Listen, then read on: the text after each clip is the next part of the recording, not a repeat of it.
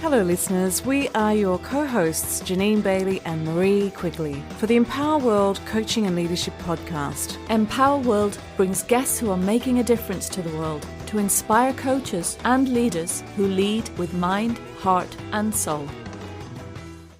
Hello and welcome, a big welcome to the Empower World Coaching and Leadership Podcast. I am delighted to be here with the wonderful and dear friend Marie Quigley. I know you're not feeling the best today, but it's so good to catch up before I go away. And Marie, that you're here. It's a struggle for us to get together when we're in two different countries. So I'm so pleased, as I'm still in Australia enjoying myself. So Marie, how are you?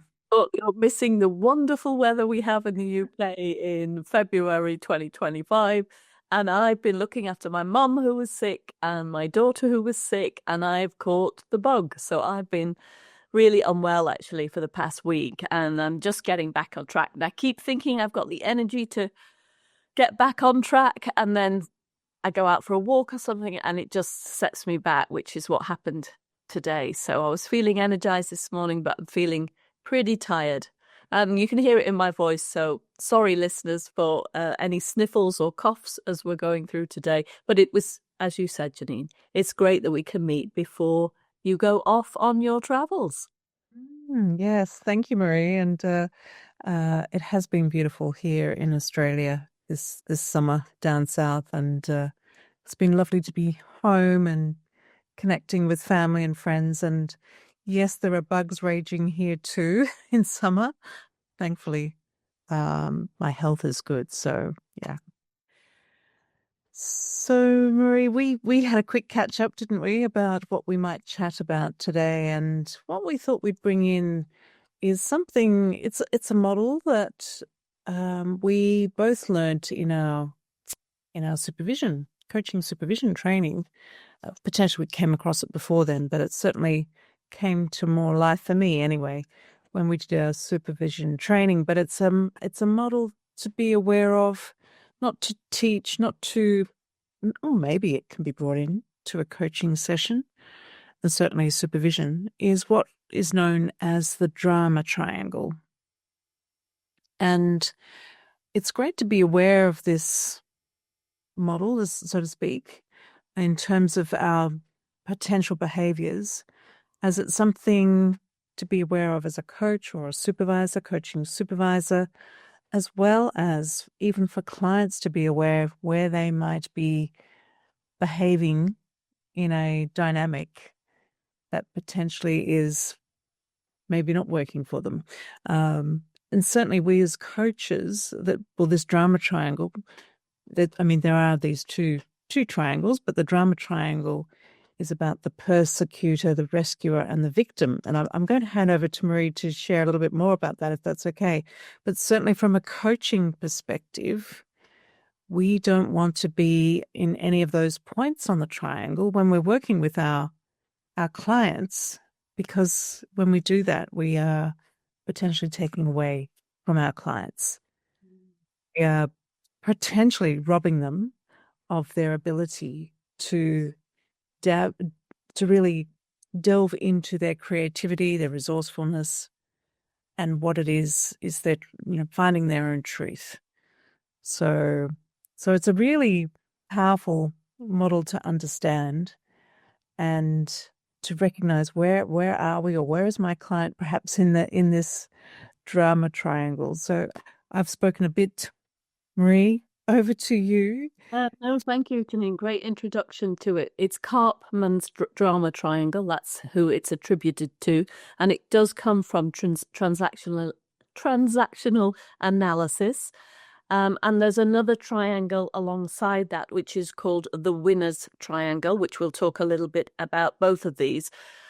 The way I use it with my coaching is I might introduce it to my clients. If I hear a lot of blaming or a lot of victim responses when I first meet them in, say, the discovery session. So I'm listening out for this type of thing, and I might bring it in and actually share this wonderful thing called the drama triangle that we can all get on in different times in our life, particularly when we're under stress or in conflict with somebody else. So it can be something you discuss that might come up, that you might be aware of in your coaching. When later on, when we're not doing any kind of teaching, when we've moved into the coaching part of our work or supervision, we can pay attention for that coming up. And also as coaches, we're living our lives, and it's really good to know when we get caught in the drama triangle as well, in our everyday lives with people who might frustrate us or might not have the same kind of views about us. I'm thinking in the world at the moment, there are so many different opinions going on, and we can all get on the drama triangle trying to be right about something, or thinking, poor me, nobody understands me, or trying to solve things for other people. Yes, great description, Marie. Thank you. And yes, we are human, aren't we?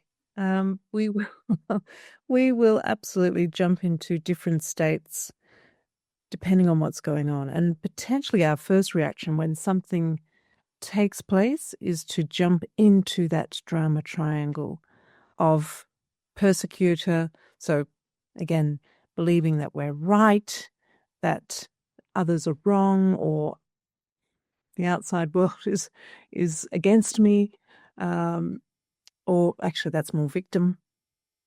Yes. And when the world's against me, and the rescuer is, we see this a lot. It potentially attracts people initially to coaching, those that perhaps are unaware of what coaching really is, and that it's not about rescuing. And we hear this a lot, Marie, don't we? Particularly in new coaches who are on the beginning of their journey of coaching, that there's still this belief that I have to rescue my client. I have to give some sort of suggestion, disguised as questions, but leading our clients down a certain track. I hear so many new coaches believing they need to understand what the client is bringing into their session so that they can potentially somehow gently or maybe overtly lead or guide their client to a way forward. So, yeah, so when we jump into that role of rescuer, we do really rob our clients incredible resourcefulness, creativity, innovation, and ability to find their own way forward. So, as Marie has shared, yes, it's a great model to understand in our everyday life. Where am I right now in this triangle? Or and to really understand when we're coaching, for us to be aware of as coaches, are we jumping into our clients' world and leading them? Or are we supporting them to really understand themselves, who they are, and what are their values, what's their purpose, what drives them, what's important, etc., and to tap into their own creativity and resourcefulness. Yeah. And you can often hear it very overtly when the coach is like, well, I'm going to help you. I'm going to help you get somewhere. How are we going to get somewhere in our session? It's a lot of I words as well. I will help you to move forward. And when a coach chooses the rescuer mode, they're discounting their clients. I was going to say their victims. They're discounting the clients'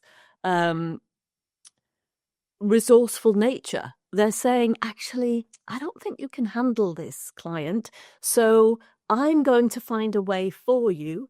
And that may sound like making suggestions, leading questions. Have you thought about what could you do if? So all of those moving towards a solution means that often the coach is in the rescuer corner of the triangle, thinking that their client is the poor person who can't work it out. And from our perspective, that's not how we believe our clients to be. We believe our clients are naturally resourceful, creative and whole, and they can work it out themselves. And it's also seeing our when in that mode, Marie, that you've described, it's potentially seeing the client as the victim of their experience. And so when we come in that mode, it kind of brings, it sends an energy almost that there's something broken, there's something to be fixed. And again, coaches that support their clients to create powerful transformational change truly believe in their client, that there's nothing to fix. Yeah. There's just a creating of more awareness and opening up choices and perspectives to open up a new way forward. So, and just again, what's the word? Leading on from the sort of things that we might hear our coaches that are perhaps leading our clients or leading their clients is information gathering type questions.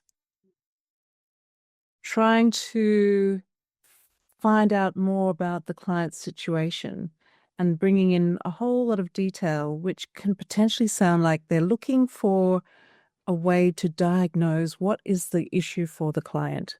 And as coaches, we don't need to know. We don't need to know our clients' details. Our clients know it. They are the experts in their world.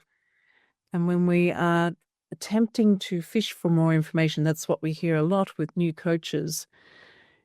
It's actually not supporting the client to expand their awareness about what is possible and to support them into that place of nurture, but also challenge from a coaching perspective to support our clients to identify, again, their way forward, their incredible resourcefulness and creativeness and wholeness. So it's a part when we're in the on the other triangle, which is the winner triangle, we are moving from rescuer to someone who's resourceful, caring, but willing to let somebody else do their own work. We deeply listen without trying to resolve anything for someone. And then that allows the other person to find their resourcefulness and believe in themselves. And often, especially, when thinking about our clients, they may have learnt to be on, as we all do, by the way, a part under conflict. We have learnt maybe as a child in our family of origin or in school or something to get on that drama triangle in a certain way. And if we can highlight the different roles that the client is playing and be aware of what role I'm playing as a coach, we can the client can create self-awareness for themselves to shift their pattern of behavior. And self-awareness needs to happen for us to move onto the different triangle that allows us to move from victim to voicing our feelings, from rescuer to being resourceful, and I think it's from persecutor to being potent or assertive in the work that we do. There's a very different energy than being a persecutor to having boundaries, etc. Yeah, it's a great point. And again, that triangle can support ourselves or our clients to become aware of our perhaps general patterns to response of, say, stress. So understanding our general patterns of what we do when we do come under some stressful situations. So, for example, victim, if I'm not getting my way, if I'm not getting attention, I might fall into that victim mode of, for me, to grab attention. Or perhaps I have learnt, and potentially this is my pattern, I have learnt when I'm under stress and when I feel like I've not been loved in the family, I jump into rescue mode so that I am good enough. Mm. Or perhaps if I've again have this fear of not being good enough, when I again feel like I'm being persecuted, I might become the persecutor. kind of say, I am good enough and I'm right and you're wrong. Yeah. So, and again, we're human. This is what all humans do. We potentially create, well, not potentially, we do create unresourceful and resourceful patterns.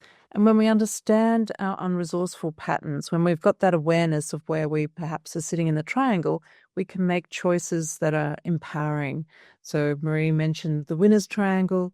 So when we realize that we are in that, say, that victim mode, we can perhaps realize and recognize this is maybe a time to be vulnerable and to recognize, actually, I'm not in a good space and place, and sit with that. And if we're working with a coach or we're working with a client who recognizes this, we can support them to understand what is perhaps the learning here in that space of vulnerability. Yeah. And then go ahead, Mary. I was just thinking in that winner triangle, when we move from victim to being vulnerable, it's about naming honestly what's happening for us, asking for what we need instead of hoping somebody else will come up with the answer. And I know for me, when I'm in that winner triangle, I'm tapping into my own wisdom. I'm really paying attention to the wisest part of me, not the victim part of me that's causing me pain. Yeah, exactly. So we always say that when we do step into these states of vulnerability and these emotions that come up that can be quite difficult to lean into and really pay attention to and name. But when we sit with that, we really do support ourselves or our clients to uncover that wisdom.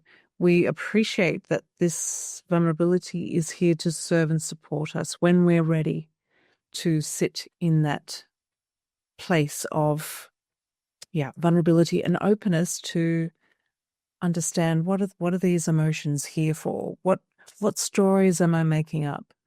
What's not true about that? What is the deeper truth here? What's the wisdom that is here for me to move forward with in an empowering way? So, and we can do this in all the different points of the triangle when we're working with our clients, when we're working with ourselves to uncover what's the deeper truth, the authentic truth for me to move forward with. Yeah, absolutely, Janine. So beautifully put. And we say this time and time again, to do this work with our clients, to pay attention to when they might be in any of those roles, we've got to do our own work. So if we know how we are triggered, how we get to step on the drama triangle, the processes and patterns we use to become self-aware, to move onto a more resourceful space. Once we learn that about ourselves, we can get even more curious with the person in front of us and stay in curiosity until they're ready to see their own patterns. Because just because as a coach you might see, oh, the client's in victim mode again and they keep doing it, doesn't mean the client is going to become aware of it. Our role could be to notice with permission, I notice you might have moved onto that drama triangle. Where do you think you are on that drama triangle? They will know because we do know our patterns, but we do them unconsciously often. And so it's raising the awareness that helps see the pattern, and then we can do something about it if we want to. But I think it's worth reminding ourselves we can get a lot out of staying on the drama triangle. As you mentioned, in victim mode, we can get people to love me because poor me, poor me, poor me. Same with rescuer. Oh, she's such a good person. She does everything for everybody else. It's a really affirmation of love, isn't it? And even from the persecutor, oh, she's so strong and she's so powerful. And so it's looking at, is what we're getting out of being in this role really aligned with who we really are? Or is it feeding a need underneath us that is crying out for some kind of deep love or deep connection? And yes, that's a really powerful point to bring in, Marie. It's supporting our clients to shine a light on what do they get out of being in those different parts of the triangle, because that will serve a need that potentially comes from fear. And when it's coming from a place of fear, those patterns and behaviors, they will highly likely not serve the client. And of course, in all of our experiences, they haven't served the client. Ultimately, being in those areas of the triangle has not served the client. Yes, there is potentially a surface, unsustainable, unresourceful thing that the client or ourselves get out of being in that drama triangle, and that's potentially what we pay attention to, and that's what might keep us stuck in there. But actually, when we look at underneath what we're getting out of this old behavior, not so resourceful behavior, we can recognize actually that's creating a whole lot of pain and preventing me from experiencing from what I really truly want to experience, or for the client not to really achieve what it is they truly want for themselves. That's going to be good for them, good for others, and good for the greater good. So again, as coaches, if we can support our clients to understand what are they getting out of this, which is not going to be good, it can be easier to let go of that old pattern. And of course, it goes for ourselves when we do this work for ourselves. Yeah, love it. And this is also, coaches, not to say we should be moving in any way, shape, or form our clients from the drama triangle to a winner triangle. This is not what it's about. This is purely a beautiful model, or two beautiful models, for creating awareness for the client. So if you go into a session thinking, oh, there she goes, she's in victim mode, let's move her onto the winner's triangle, or let's educate her by teaching her something, that she's going to move on to that winner's triangle, and that's going to create success for our coaching. That isn't what this is for. This is really a beautiful tool to start getting curious. That's all it is. And then whenever your client is ready, or you yourself are ready, and have become more and more aware of your own patterns of behavior, your own triggers, you can decide, or they can decide, to move into a different pattern if they want to. And if they don't, that's absolutely fine. It's all about choice, isn't it? Opening perspectives, creating new awareness so that our clients, ourselves, can make new choices that belong to self, that we own. So, Marie, there was something that came up for me when we were talking about those behaviors, or what we get out of being in those three areas of the triangle, the drama triangle, that is. And so there's potentially a resource for coaches or leaders to look into, which is the 6 Core Needs by Anthony Robbins. And so that model also shares, what do we get out of being in those behaviors? So that's a bonus additional resource to have a look at. Lovely. So Yeah. we quote you, coaches, leaders who coach, anybody just interested in coaching and how we can support people to create awareness. Go and have a look at these models. Get curious with them. Get curious with yourself, first of all. If you're working with a coach, invite that thinking around where you go when you get triggered, so you can do the deeper work with your clients. And of course, all the other models that we've suggested and explored on not just this podcast, but on the many, many different podcasts that are available to you. Thank you, listeners. Thank you, coaches and leaders who coach. Anyone that is listening to our podcast right now, we really appreciate you following us. And of course, we'd love to hear your feedback. And if you feel that this might support a coach that you know, or a leader who coaches, we invite you to share this with them as well, because we are absolutely passionate about creating and spreading the awareness of what professional coaching is in support of our leaders in the world today. So thank you for listening. Thank you, Janine, and have a wonderful trip. Yes, thank you, Maureen. I trust and hope you are better very, very soon. I'm already feeling better after this conversation. Great. Thanks, Maureen. Thanks for listening.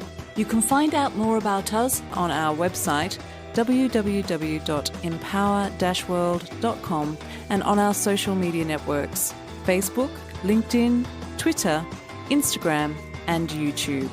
Be empowered.